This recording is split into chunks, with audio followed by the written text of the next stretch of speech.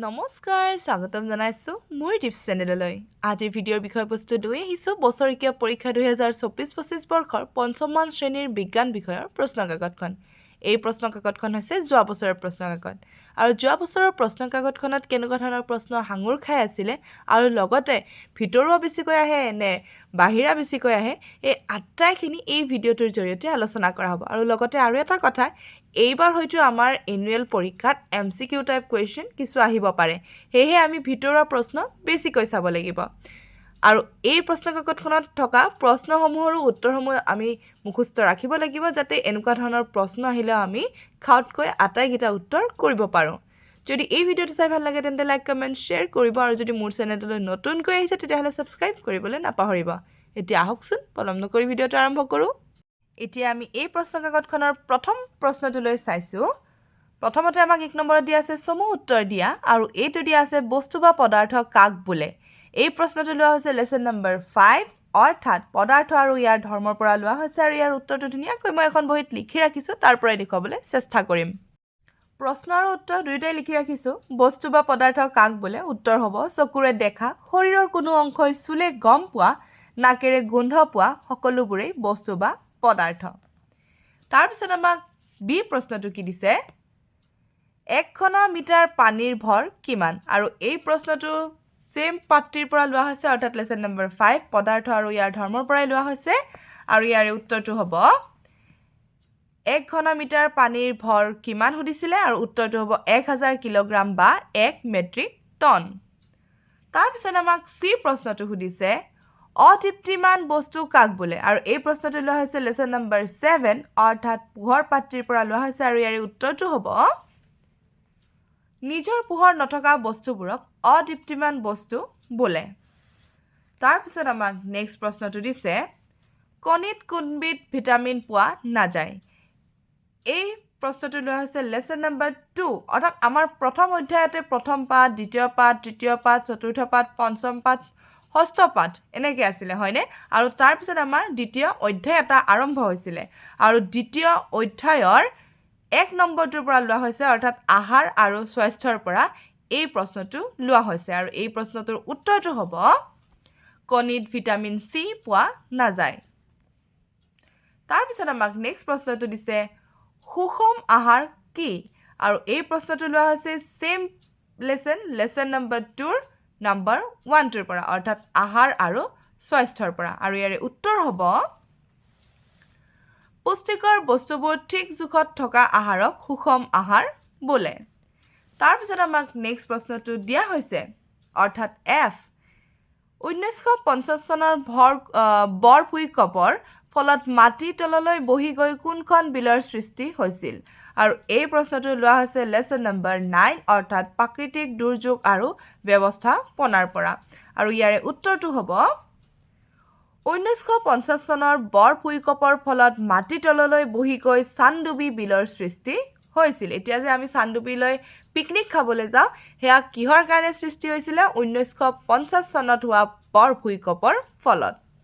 তাৰপিছত আমাক নেক্সট প্ৰশ্নটো দিছে অৰ্থাৎ জি প্ৰশ্নটো দিছে পুষ্টিকৰ বস্তু কাক বোলে এই প্ৰশ্নটো লোৱা হৈছে লেসন নম্বৰ 2 অৰ্থাৎ আহাৰ আৰু স্বাস্থ্যৰ পৰাই লোৱা হৈছে আৰু ইয়াৰ উত্তৰটো হ'ব শৰীৰৰ গঠন বৃদ্ধি আৰু ভাল স্বাস্থ্যৰ বাবে প্ৰয়োজনীয় বস্তুবোৰক পুষ্টিকৰ বস্তু বোলে তাৰপিছত আমাক নেক্সট প্ৰশ্ন দিয়া হৈছে গেছীয় পদাৰ্থৰ কিয় নিৰ্দিষ্ট ঘনত্ব নাথাকে লিখা আৰু এই প্ৰশ্নটো লোৱা হৈছে লেসন নম্বৰ 5 পদাৰ্থ আৰু ইয়াৰ ধৰ্মৰ পৰা আৰু ইয়াৰ উত্তৰটো হ'ব গেছীয় পদাৰ্থৰ নিৰ্দিষ্ট আয়তন নথকাৰ বাবে নিৰ্দিষ্ট ঘনত্বও নাথাকে এতিয়া এইখিনিতে মই আৰু এটি কথা ক'ব খুজিছো যে এই প্ৰশ্নকাকতখন কেৱল যোৱা বছৰৰ প্ৰশ্নকাকত আৰু এইখন কেৱল আলোচনা কৰাহে হৈছে এনেকুৱা নহয় যে ইয়াত থকাখিনি এইবাৰৰ সিলেবাছত দিছে বা আছে ঠিক আছে সিলেবাস বেলেগ হ'বও পাৰে যে ইয়াৰে এটা দুটা পাঠ হয়তো কিবা চেঞ্জ কৰি দিবও পাৰে ঠিক আছে তো মই কেৱল এই কাৰণে আলোচনা কৰিছো যে ভিতৰৰ প্ৰশ্ন কেনেকুৱা ধৰণৰ আহে এখন প্ৰশ্নকাকতত হেতু জানিবৰ কাৰণে মই এইখন আলোচনা কৰিছো কাৰণ কেনেকুৱা হয় আমি গুটে বাহিৰা প্ৰশ্নবোৰ পঢ়ি যাও কিন্তু আহে একেবাৰে পাঠৰ ভিতৰৰ পৰা আৰু তেতিয়া আমি কনফিউজ হৈ যাও কি প্ৰশ্ন আহিলে ইয়া লেসনত থকা প্ৰশ্ন এনে সেই কাৰণে আমি কি কৰিব লাগিব লাইন বাই লাইন লেসন পঢ়িব লাগিব যেহেতু প্ৰথম দিনাই ক্লাছ 5ৰ বিজ্ঞান বিষয়টো আছে এতিয়াই মই এটা ট্ৰিক দিছো যে যিকেইটা সিলেবাসত পাঠ দিয়া হৈছে আটাইকেইটা লাইন বাই লাইন পঢ়িবলৈ চেষ্টা কৰিলে হ'ল যাতে যিটো প্ৰশ্নই সোধা হয় সেইটোৰে উত্তৰ আমি কি কৰিব পাৰো টপৰাই দিব পাৰো এতিয়া কেনেকুৱা হ'ব এমসিকিউ যদি 20টা আহে আমাৰ মাইন্ডত আইডিয়া নাথাকিব কি বা হল কোৰ পৰা বা আহিল এনেকুৱা ধৰণৰ কিন্তু আমি এই সিলেবাসত থকা পাঠকেইটা যদি এবাৰ ধুনীয়াকৈ এডাল পেন্সিল লৈ পেলাই পঢ়ি যাও আৰু পঢ়োতে যদি লাগিছে যে এইটোৰ পৰা হয়তো প্ৰশ্ন আহিব পাৰে আমি ধুনীয়াকৈ এখন বহিত টুকি ল'ব পাৰো হ'ব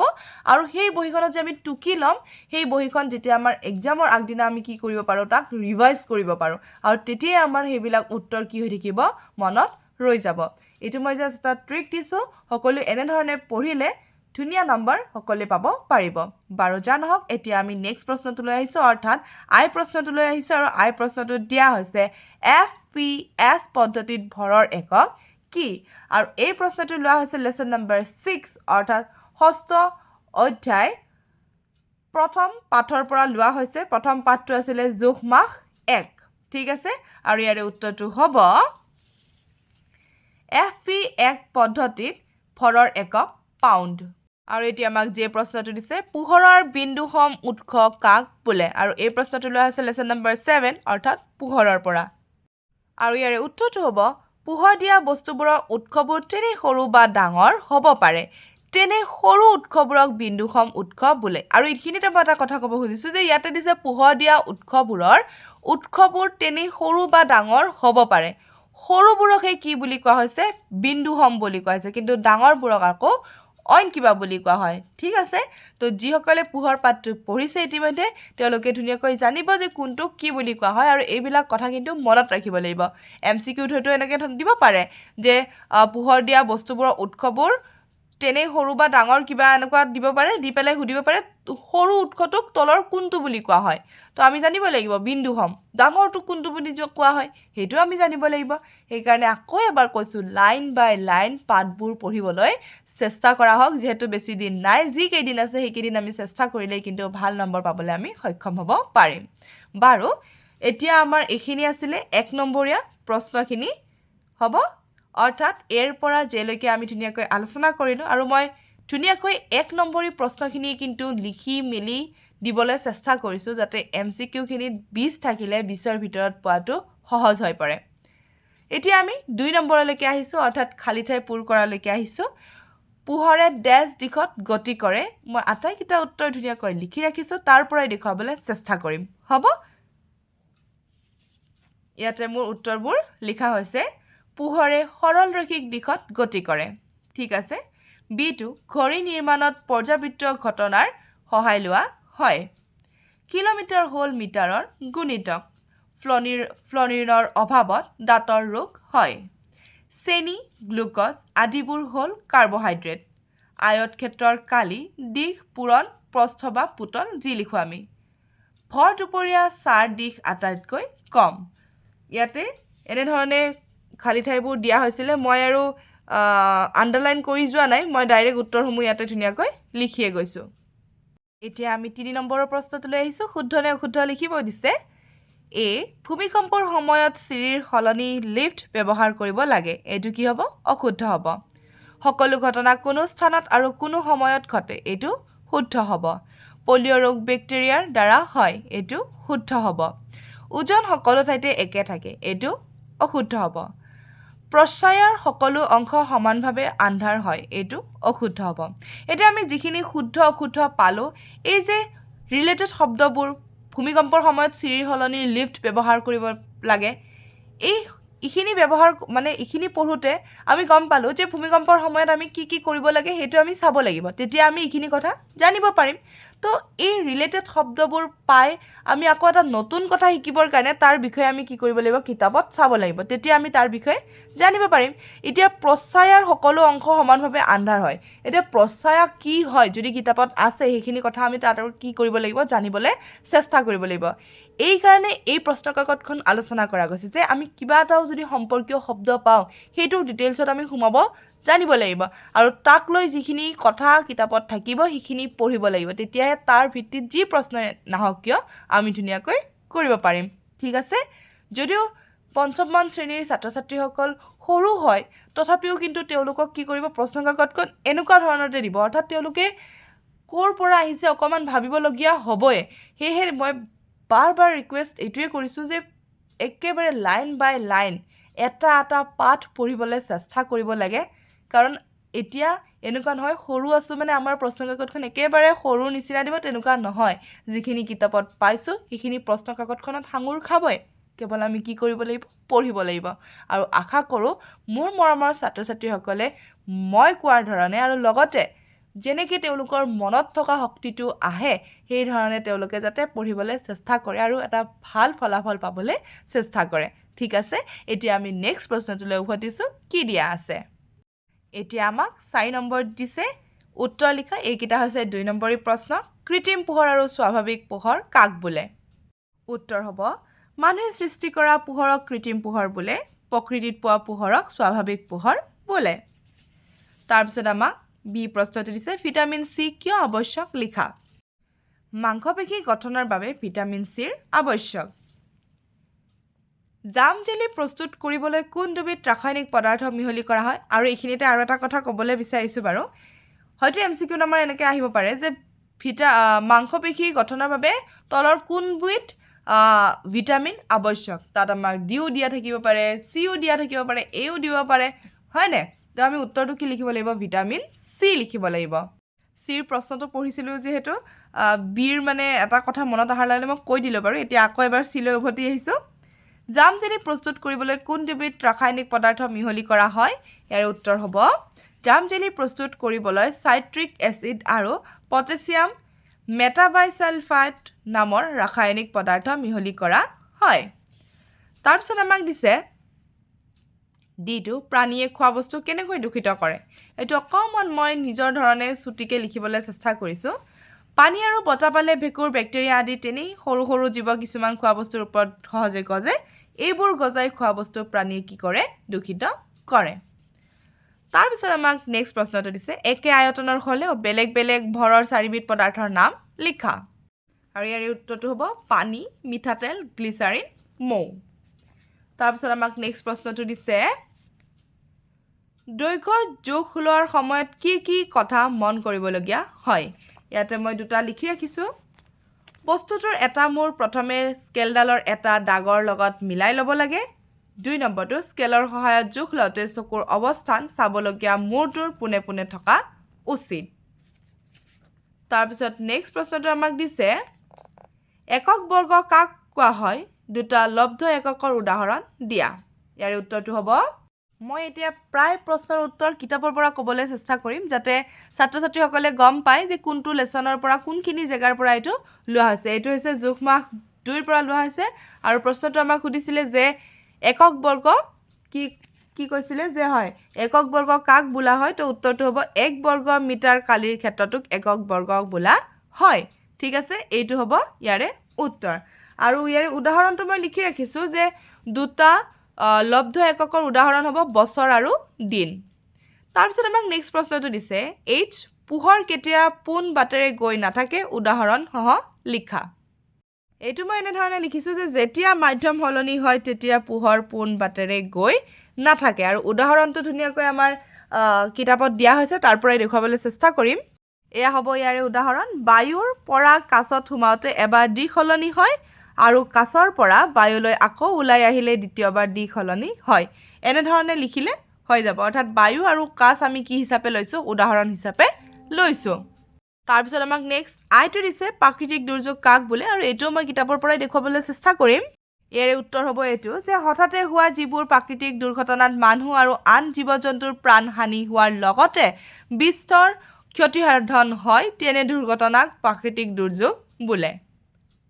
এইটো লোৱা হৈছে এই পাঠটিৰ পৰা প্ৰাকৃতিক দুৰ্যোগ আৰু ইয়াৰ ব্যৱস্থাপনা আৰু উত্তৰটো এই ধুনীয়াকৈ এই বক্সটোৰ ভিতৰতে দিয়া আছে তাৰপিছত নেক্সট যেটো দিছে ভূমিস্খলনৰ ফলত সৃষ্টি হোৱা দুটা অসুবিধা উল্লেখ কৰা এইটো সেম পাঠৰ পৰাই লোৱা হৈছে কেৱল এই পৃষ্ঠাটোত আছে এইটো নম্বৰ হৈছে 150 ভূমিস্খলনত খহি অহা মাটি ঘৰ দুৱাৰ আদি ঢাকি পেলাই আৰু অন্য এটা ইয়াতে দিয়া হৈছে ভূমিস্খলনৰ ফলত গাড়ী মটৰ অহা যোৱা কৰিব নোৱাৰা হয় ঠিক আছে আমি এই দুটা অসুবিধা ইয়াতে লিখিছোঁ তাৰপিছত নেক্সট আমাক কেটো দিছে ভূমিকম্প কেনেদৰে সৃষ্টি হয় এইটোৰ উত্তৰটো মই ধুনীয়াকৈ কিতাপত চিন দিয়ে ৰাখিছোঁ এইটো হ'ব ইয়াৰে উত্তৰ যে যেতিয়া ফলক দুখনে এটা চাপ সহ্য কৰিব নোৱাৰা হয় তেতিয়া ফলক দুখনৰ এখন আন এখনৰ ওপৰত উঠে বা অন্য দিশত তাৎক্ষণিকভাৱে গতি কৰে এনে পৰিঘটনাত যথেষ্ট শক্তি মুকলি হয় ফলত এনে ঘটনা ঘটা ঠাইৰ ওপৰত থকা ভূখণ্ড কঁপি উঠে আৰু এনেধৰণে কি হয় ভূমিকম্পৰ সৃষ্টি হয় কেৱল ইয়াতে মই এৰ সলনি কি কৈছোঁ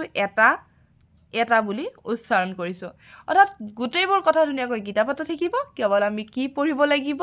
কিতাপ পঢ়িব লাগিব নেক্সট আমাক এলটো দিছে পৃথিৱীয়ে ক'ৰ পৰা পোহৰ পায় এইটো বাৰু মই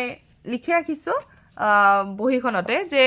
পৃথিৱীয়ে সূৰ্য আৰু চন্দ্ৰৰ পৰা পোহৰ পায় আমাৰ দিনৰ ভাগত সূৰ্যই পোহৰ দিব আৰু ৰাতিৰ ভাগত চন্দ্ৰই পোহৰ দিব হয় তাৰপিছত আমাক নেক্সট প্ৰশ্নটো দিছে এক বৰ্গ মিটাৰত CGS পদ্ধতিৰ কিমানটা একক বৰ্গ ধৰিব আৰু এইটোৰ উত্তৰ হ'ব 1 নেক্সট খোৱা বস্তু প্ৰায় দূষিত কৰা বেক্টেৰিয়া দুবিধ কি এয়াও কিতাপতে ধুনীয়াকৈ আছে মই তাৰ পৰাই দেখুৱাবলৈ চেষ্টা কৰিম এইটো হৈছে প্ৰথম পৃষ্ঠাটো খাদ্য বস্তু সংৰক্ষণৰ আৰু তাৰে একেবাৰে এই দফাটোতে ইয়াতে দিয়া আছে সালমনেলা আৰু ক্লোষ্ট্ৰিডিয়াম নামৰ এই দুবিধ বেক্টেৰিয়াই কি কৰে খোৱা বস্তু দূষিত কৰে ঠিক আছে তাৰপিছত আমাক নেক্সট প্ৰশ্নটো দিছে কাৰ্বহাইড্ৰেট আৰু চৰ্বিৰ একোটাকৈ উৎসৰ নাম লিখা ইয়াতে ধুনীয়াকৈ দিয়া হৈছে কাৰ্বহাইড্ৰেটত চেনি গ্লুকজ এনেকুৱা ধৰণৰ চৰ্বিত দিয়া হৈছে ঘি মাখন গাখীৰ কণী বাদাম মাছ মাংস এই সকলোবোৰ চৰ্বিৰ উৎস যিকোনো আমি লিখিব পাৰোঁ ইয়াতে মই কিন্তু ক'ব খুজিছোঁ যে আমি অকল চৰ্বি আৰু কাৰ্বহাইড্ৰেট চালে নহ'ব আমি প্ৰটিন যিখিনি আছে আমাৰ শৰীৰত যিখিনি পুষ্টিকৰ দ্ৰব্য লাগে যিখিনি আছে তাৰে গোটেইকেইটাৰে উৎসসমূহ আমি মনত ৰখাটো উচিত কাৰণ পৰীক্ষাত কোনটো আহিব আমি নাজানো আৰু MCQত কি ঠিক চৰ্বি নিদি অন্য এটা দিব পাৰে হয়নে বা এনেকুৱা ধৰণৰ আৰু হ'ব পাৰে যে মই এইকাৰণে যে উদাহৰণ গোটেইকেইটা দেখাই দিছোঁ অৰ্থাৎ উৎসসমূহ এনেকৈ দিব পাৰে গ্লুকজ তলৰ কোনটো পুষ্টিকৰ দ্ৰব্য তো আমি কি লিখিব লাগিব কাৰ্বহাইড্ৰেট লিখিব লাগিব হয়নে তো সেয়েহে আমি গোটেইখিনি কি কৰিব লাগিব ভালদৰে চালি জাৰি চাব লাগিব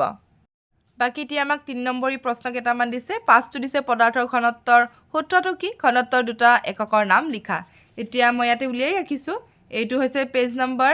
87 আৰু তাত ধুনীয়াকৈ দিয়া আছে এইটো হৈছে পদাৰ্থৰ ঘনত্বৰ সূত্ৰ আৰু একক দুটা হ'লে আমি কি লিখিব পাৰোঁ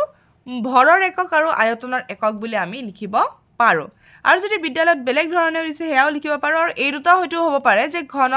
চেণ্টিমিটাৰত আৰু লগতে ঘন মিটাৰত বিদ্যালয়ত যিটো দিয়া হৈছে সেইটো লিখিলেও ভুল নহ'ব ঠিক আছে মই এই বস্তুটোত মানে ইমানখিনি ক্লিয়াৰিফাই নহয় কিন্তু মই সূত্ৰটো এইটো কৈ দিছোঁ একক যিটো হয় সেইটো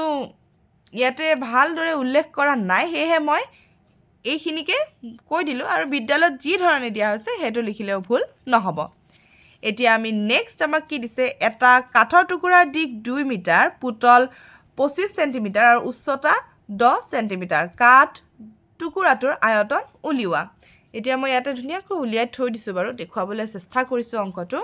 দিশ আমাক মিটাৰত দিয়া আছে তো আমি সেন্টিমিটাৰ কৰিছোঁ 200 সেন্টিমিটাৰ হ'ব পুতল আমাক 25 সেন্টিমিটাৰ দিয়া হৈছে ইতিমধ্যে আৰু উচ্চতা আমাক দিয়া আছে কিমান 10 সেন্টিমিটাৰ এতিয়া টুকুৰাটোৰ আয়তন আমি কি কৰিব লাগিব দিশ পূৰণ পুতল পূৰণ উচ্চতা এই ধৰণে উলিয়াব লাগিব দিশত আমি 200 লিখিছোঁ পুতলত 25 লিখিছোঁ উচ্চতাত 10 লিখিছোঁ আৰু সেই হিচাপে আমি এই তিনিটাক পূৰণ কৰি পেলাই ইমানখিনি উত্তৰ পাইছোঁ বাকি নেক্সট প্ৰশ্ন আমাক দিছে স্বচ্ছ অস্বচ্ছ আৰু ইখত স্বচ্ছ বস্তু কি ইয়াতে মই এই ধৰণে চিন দি ৰাখিছোঁ যে কিছুমান বস্তুৰ মাজেদি পোহৰ পাৰ হৈ আহিব পাৰে এনেবোৰ বস্তুক স্বচ্ছ বস্তু বোলা হয় উদাহৰণসমূহ ধুনীয়াকৈ চালে হ'ল যেনে পাতল কাঁচ অগভীৰ পানী পলিথিন ইত্যাদি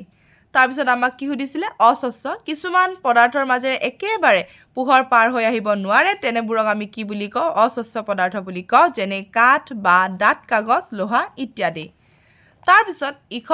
ইখত স্বচ্ছ সুধিছিলে যে কিছুমান পদাৰ্থৰ মাজেৰে পোহৰ কমকৈ পাৰ হয় এনে পদাৰ্থবোৰক আমি ইখত স্বচ্ছ পদাৰ্থ বোলো ইয়াৰে উদাহৰণ কি হ'ব ট্ৰেচিং পেপাৰ গ্ৰাউণ্ড গ্লাছ তাৰপিছত বৈদ্যুতিক বাল্ব টিউবলাইট এটচেট্ৰা ওকে এইবোৰ বাকী এতিয়া যিখিনি প্ৰশ্ন দিয়া হৈছে উত্তৰসমূহ হয়তো বিদ্যালয়ত ইতিমধ্যে দিয়া হৈ গৈছে আৰু সেই হিচাপে সকলোৱে পঢ়িবলৈ চেষ্টা কৰিলে হ'ল মই 7লৈকে আলোচনা কৰিলোঁ কেইটামান চমু প্ৰশ্ন খালী ঠাই পূৰ কৰা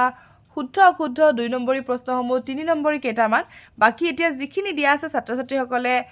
যিদৰে বিদ্যালয়ত শিকোৱা হৈছে সেইদৰে পঢ়িলে হ'ল আৰু লগতে কিতাপখন যদি এফালৰ পৰা ভালদৰে পঢ়া হয় তেতিয়াহ'লে আটাইখিনি উত্তৰ তেওঁলোকে পাৰিব মই কেৱল মাত্ৰ এতিয়া প্ৰশ্নসমূহ পঢ়ি দি গৈছোঁ যে আঁতটো আমাক দিছে পোহৰ দেখা পোৱা যায়নে চাকি এটা আমি কেনেকৈ দেখোঁ এইটোৰ উত্তৰটো যি ধৰণে দিয়া হৈছে লিখিলে হ'ল বাকী 9 নম্বৰটো 10টাৰ ঘনত্ব